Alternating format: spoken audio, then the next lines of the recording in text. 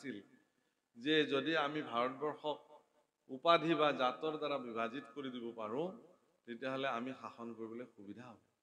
সেইকাৰণে জাত পাত বিচাৰ কৰি আমাৰ মাজতে বিভিন্ন ভেদাভেদ সৃষ্টি তেওঁলোকৰ ফচল সেইবিলাক তাৰ আগলৈকে নাছিলে। গতিকে ভাৰতবৰ্ষত মই ভাবোঁ এতিয়াও এইবিলাক বিনাশ হৈ যাব লাগে। জন্মগত কোনো জাতক লৈ পেলাই কেতিয়াও কোনো কথা ক'ব নালাগে। উচ্চ নিজ ভাৱনা মনলৈ আনিবই নালাগে। যদি তেওঁ সৎকৰ্ম কৰিছে সুকৰ্ম কৰিছে তেতিয়াহ'লে তেওঁৱে সেৱাৰ পাত্ৰ, আৰু তেওঁ যদি অসৎ কৰ্ম দুষ্ট কৰ্ম সাধন কৰিছে তেওঁৱে নিজ। যাৰ মনত বেয়া ভাৱনা ধাৰণাৰ জন্ম হয় তেওঁৱে নিজ জাতি। যাৰ মন আৰু মানসিকতাত সৰ্বদা কল্যাণকাৰী আৰু উচ্চ চিন্তা জাগ্ৰত হৈ থাকে তেওঁৱে উচ্চ জাত।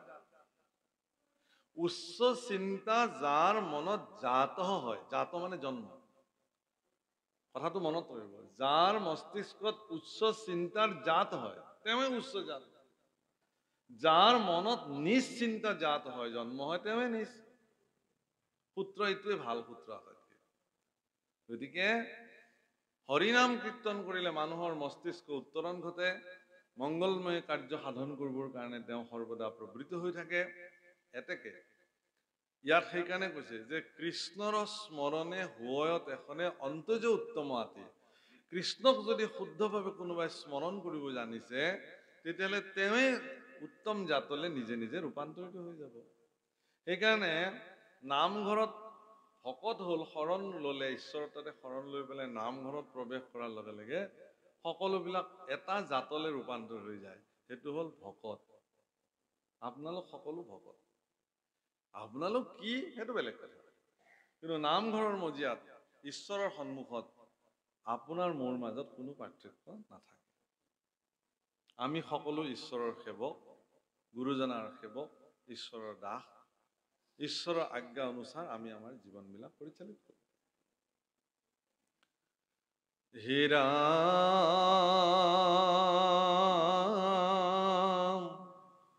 বিষয়ৰ দুখে বাধিবে নোৱাৰে, ভকতি পাতে কহৰে। আচক উত্তম ভকতৰ কথা সামান্য ভকতুতৰে। বৰ ডাঙৰ কথা ক'লে।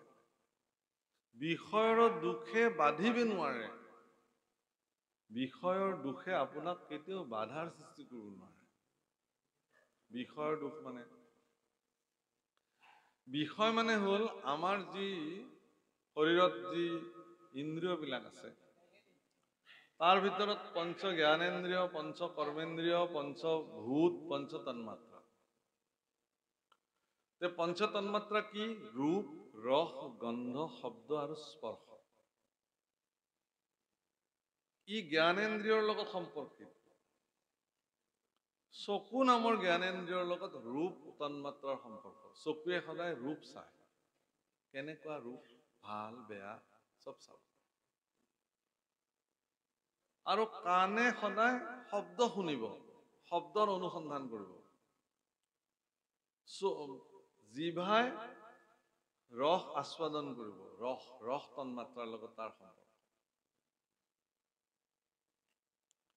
ছালে স্পৰ্শৰ সম্পৰ্ক,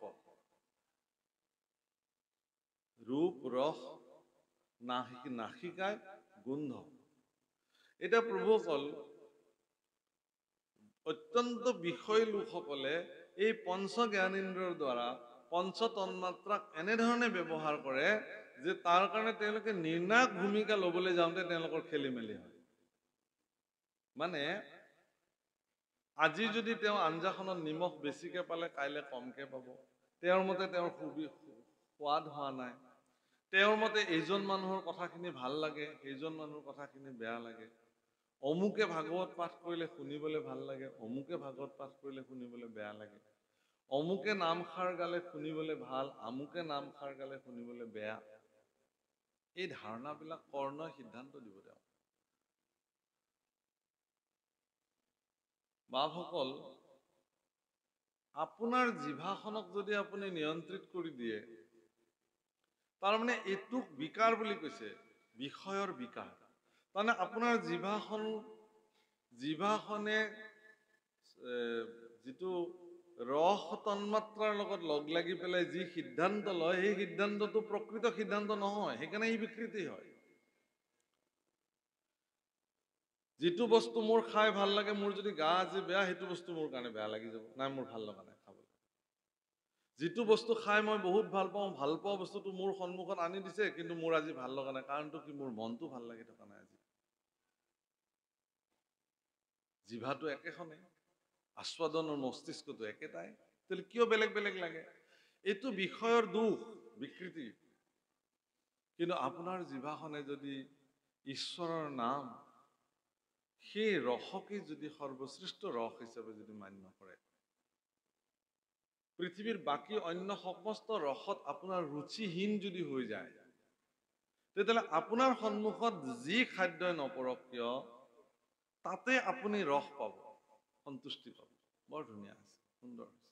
সেইকাৰণে সন্তোষম পৰম সুখম, সন্তুষ্টিটো জগতৰ শ্ৰেষ্ঠ সুখ, আৰু সজ্জনসকলৰ শ্ৰেষ্ঠ অলংকাৰটোৰ নামে হ'ল সন্তুষ্টি।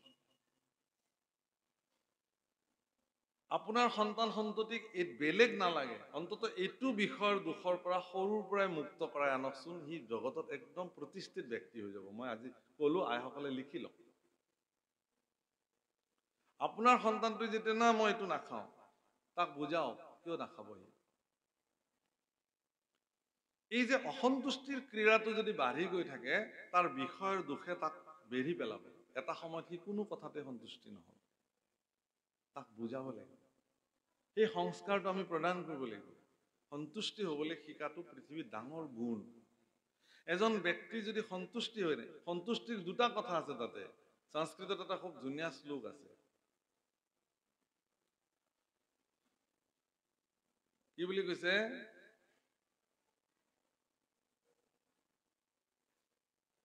অসন্তুষ্টি দ্বিজানস্ত্ব সন্তুষ্টি নৃপতি,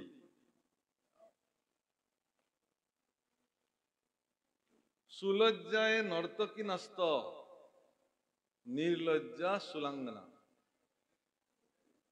অর্থাৎ যদি সন্তসকল যদি অসন্তুষ্টি হবলৈ ধৰে, এজন ভকত, এজন সজ্জন, এজন পণ্ডিত, এজন সমাজৰ ভাল মানুহ, তেওঁ যদি অসন্তুষ্টি হবলৈ আৰম্ভ কৰিছে, জানিব যে তেওঁৰ স্খলন আৰম্ভ হৈছে।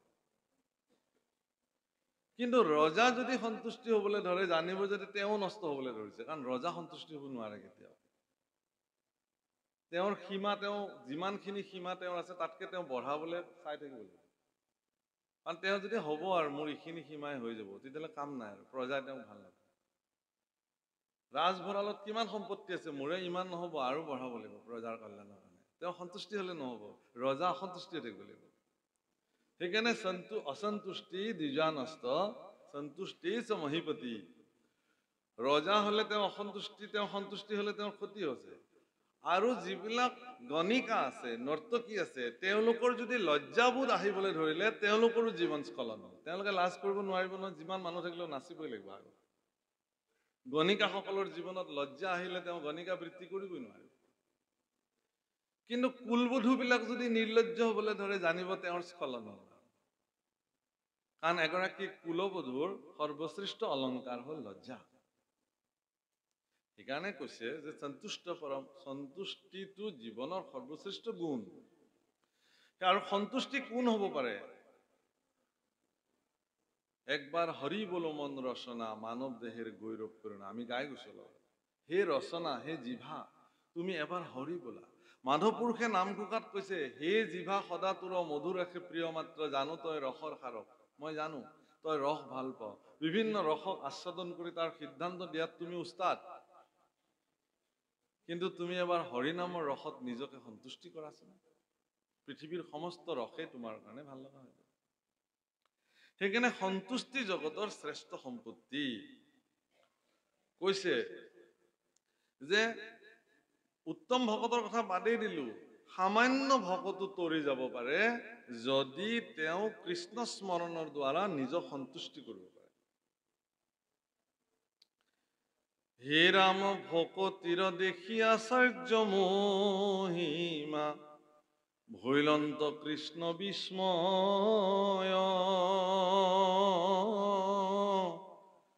হেন জানি তু হৰিৰ নামত এৰি উষবে সংশয়।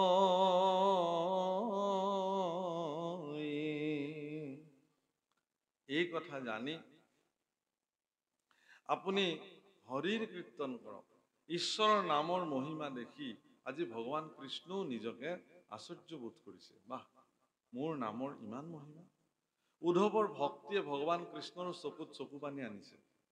তেওঁ স্নেহত বিদগ্ধ হৈ গৈছে। হে প্ৰভুসকল, হেন জানি এইটো হৰিৰ নামত এৰিও সবে সংশয়। হৰি নামত কোনো ধৰণৰ সন্দেহ ৰাখিব নালাগে। সংশয় আজি পৰিত্যাগ কৰক। হৰি নামে আপোনাক যি গতি প্ৰদান কৰিব, অন্য কোনেও এই গতি প্ৰদান কৰিব নোৱাৰে। মাত্ৰ এভাগী পদ আছে, যিভাগী পদ গাই আজি আমাৰ অনুষ্ঠানক আমি বিৰাম দিম। সুদীৰ্ঘ ৩ ঘণ্টা জোৰা এই অনুষ্ঠান আপোনালোকৰ সন্মুখত আজি ব্যক্ত হ'ল। প্ৰভুসকল, দিচিয়াল গাঁওবাসীৰ যি ভক্তি অনুৰাগ, সেই ভক্তি অনুৰাগ দেখি সঁচাকৈ মই বৰ সন্তুষ্টি লাভ কৰিছোঁ, প্ৰশান্তি লাভ কৰিছোঁ। মই আপোনালোকৰ নামঘৰৰ পৰিৱেশ, শৃংখলাবদ্ধ ব্যৱস্থা, সজ্জনৰ প্ৰতি থকা যি আদৰ, সঁচাকৈ প্ৰশংসনীয়। সমাজ আপোনালোক আদৰ্শ হওক সমাজৰ। শিৱসাগৰলৈ আহিলে অনাগত কালতো দিচিয়ালবাসীয়ে নামাতিলেও এবাৰ আহিম ইয়ালৈকে আপোনালোকৰ মাজত। গতিকে আপোনালোকৰ এই ভক্তিধাৰা সৰ্বদা অক্ষুণ্ণ থাকক, ভগৱানৰ ওচৰত মই প্ৰাৰ্থনা কৰিলোঁ। আপোনালোক সকলো সুস্থভাৱে থাকক, ভগৱানৰ ভক্তিৰে আপ্লুত হৈ থাকক। সকলোকে ভাল হওক, ভগৱানে কৃপা কৰক। এইখিনি প্ৰাৰ্থনাৰে আমাৰ বাণীক সামূহিকভাৱে বিৰাম দিব খুজিছোঁ। কাৰণ আপোনালোকৰ আশীৰ্বাদ ল'লোঁ এইকাৰণেই যে আমি আজি গোলাঘাটলৈ যাব লাগিব, সৰুপথাৰলৈ। কাইলৈ তাত আমাৰ অনুষ্ঠান আছে আৰু কালি ৰাতিয়ে মই গুৱাহাটী পাব লাগিব। 22 তাৰিখে ময়ো কুম্ভ মেলালৈ যাম আপোনালোকৰ আশীৰ্বাদত। তাত মুখ্যমন্ত্ৰী যোগী আদিত্যনাথৰ দ্বাৰা আমিও নিমন্ত্ৰিত হৈছোঁ। এখন বিশেষ সভা আছে, এখন ধৰ্ম সাংসদ এখন বহে, সন্ত সন্মিলন। তাত আমিও বহিম আৰু অসমৰ হৈ প্ৰতিনিধিত্ব কৰিম। আমাৰো মহাপুৰুষৰ ধৰ্ম ব্যৱস্থা কি সেয়া আমি তাত সৰ্বভাৰতীয় পৰ্যায়ত তেওঁলোকৰ সন্তসকলৰ সন্মুখত কি ধৰণে উপস্থাপন কৰিব পাৰোঁ তাৰ কাৰণে আমি প্ৰয়াস কৰিম। আমিনো কি ব্যৱস্থাৰ দ্বাৰা অসমত আমি ঈশ্বৰ সাধনা কৰি আহিছোঁ, এই কথা জগতক জনাব লাগিব আমিও। কাৰণ ইয়াতে থাকিলে কি হ'ব? আমি যদি আমাৰ মাজতে সীমাবদ্ধ হৈ বহি থাকোঁ তেতিয়াহ'লেতো নহ'ব। ভাৰতবৰ্ষৰ মানুহে নাজানিবও পাৰে আমি কেনেকৈ ঈশ্বৰ সাধনা কৰোঁ। ইয়াৰ দুটা কাৰণ আছে। এটা হ'ল কি যে ভৌগোলিক কাৰণ, আনটো হ'ল কি ভাষিক কাৰণ। কাৰণ অসমীয়া ভাষাটো সাধাৰণতে ভাৰতবৰ্ষৰ অন্যান্য প্ৰান্তৰ মানুহে বুজি নাপায়। সেইকাৰণে মহাপুৰুষ শংকৰদেৱে এটা উমৈহতীয়া ভাষাৰ সৃষ্টি কৰিছিল, যাক ব্ৰজ বুলি কয়, য'ত অসমীয়া, সংস্কৃত, মৈথিলী, উৰিয়া, বেংগলী সকলো সংমিশ্ৰণ কৰি এটি ভাষাৰ তেওঁ জন্ম দিছিল। আৰু সেই ভাষাটোৰে তেওঁ নাট গীতসমূহ ৰচনা কৰিছে। আৰু সেইবোৰ কিন্তু এতিয়া বহুত জেগাত বুজি পায়। কিয়নো আমি এই কথাখিনি জগতত প্ৰতিষ্ঠা কিয় নকৰোঁ? তেওঁলোকে বুজিবলৈ যত্ন কৰক। মহাপুৰুষে এখন বৰ গভীৰ সংস্কৃত শাস্ত্ৰ ৰচনা কৰি গৈছিল, যাৰ নাম ভক্তি ৰত্নাকৰ। আজিও বহুত মানুহে নাজানে, গুৰুজনাই যে। আৰু সৰ্বভাৰতীয় পৰ্যায়ত মহাপুৰুষৰ ধৰ্মধাৰক যদি লৈ যাব লগা হয়, তেতিয়াহ'লে এটাই উপায় হ'ল কি, গুৰুজনাৰ শাস্ত্ৰসমূহ হিন্দী ভাষালৈকে বা সংস্কৃত ভাষালৈকে তাক অনুবাদ কৰিব লাগিব। তেতিয়াহে, কাৰণ সন্ত ইংৰাজীত কৰিলে নহ'ব, কাৰণ সন্তবিলাকে ইংৰাজী নপঢ়ে। ভাৰতবৰ্ষৰ অন্যান্য সন্তবিলাকে তেওঁলোকে হিন্দী বা সংস্কৃত বা তেওঁলোকৰ যি অন্যান্য ভাষা সেইবোৰত ভাল পায়। গতিকে আজি চৈতন্যদেৱৰ যিখিনি আছে কৃষ্টি, সেইখিনিক তেওঁলোকে আজিকালি ভাৰতবৰ্ষৰ প্ৰত্যেকটো ভাষালৈ অনুবাদ কৰিছে। সেইকাৰণে ইস্কনে সমগ্ৰ পৃথিৱীতে চৈতন্যদেৱৰ আদৰ্শক প্ৰতিষ্ঠা কৰিবৰ কাৰণে সামৰ্থ্য হৈছে। আমি কিয় নোৱাৰোঁ? আমাৰ গুৰুজনাৰো যিসমূহ কৃষ্টি, সংস্কৃতি, ধৰ্মীয় বিধি ব্যৱস্থা, শাস্ত্ৰ, এইসমূহকো আমি ভাৰতবৰ্ষৰ বিভিন্ন প্ৰান্তৰ ভাষালৈকে আচলতে অনুবাদ কৰাৰ ব্যৱস্থা কৰিব লাগে। সেইসমূহ বিতৰণ কৰিব লাগে। আমাৰ কৃষ্টিসমূহ জাগতিক জগতত প্ৰচাৰ কৰিব লাগে। আমি যেনেকৈ ভাওনা কৰোঁ, আমি যেনেকৈ খোল বাদন কৰোঁ, আমি যেনেকৈ প্ৰসংগ কৰোঁ, আমি যেনেকৈ ভাগৱত পাঠ কৰোঁ। গতিকে এই প্ৰয়াস প্ৰচেষ্টা আপোনালোক সকলোৱে প্ৰয়াসত হ'ব আৰু আপোনালোকে আমাক আশীৰ্বাদ কৰিব, আমি যাতে ঈশ্বৰৰ গুণখিনি এই ধৰণে গাই থাকিব পাৰোঁ। ইমানখিনি কৈ আমি শেষৰ পদভাগ গাই আজিৰ অনুষ্ঠানক আমি বিৰাম দিব খুজিছোঁ। ৰামদেৱৰ পৰম ঈশ্বৰ মাধৱ, ধৰ্মৰ ঈশ্বৰ নাম,